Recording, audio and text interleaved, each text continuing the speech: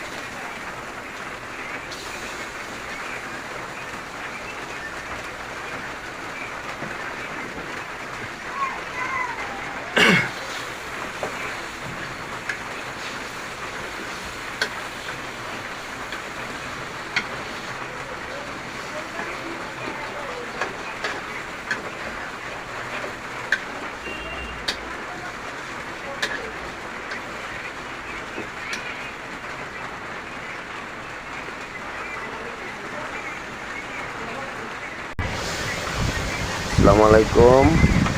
আজকে ছুটির দিন, তাই আমি আজকে বাসায়। প্রতিদিন তো আমার ওয়াইফই পাক করে, মাশাআল্লাহ ওনার পাক অনেক সুন্দর, কিন্তু তারপরে আজকে আমার ডিসিশনে পাকটা হইতেছে।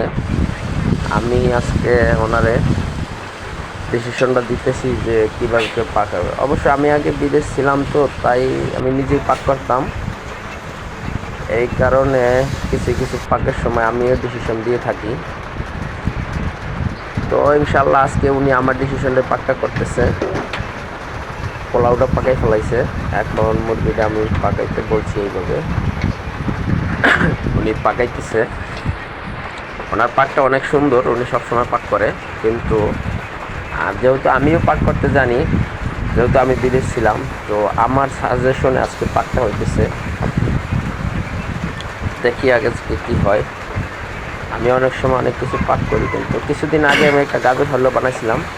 দুঃখের বিষয়, আমি 5 কেজি গাজর হালুয়া আনছি। পরে আমি বাজার থেকে আমি 4 কেজি গরুর দুধ কিনেছিলাম, কিন্তু দুঃখের বিষয় হলো ভাইয়া, ওই গরুর দুধ ভালো ছিল না, সম্ভবত পাউডার ছিল ভিতরে সব মিলানো।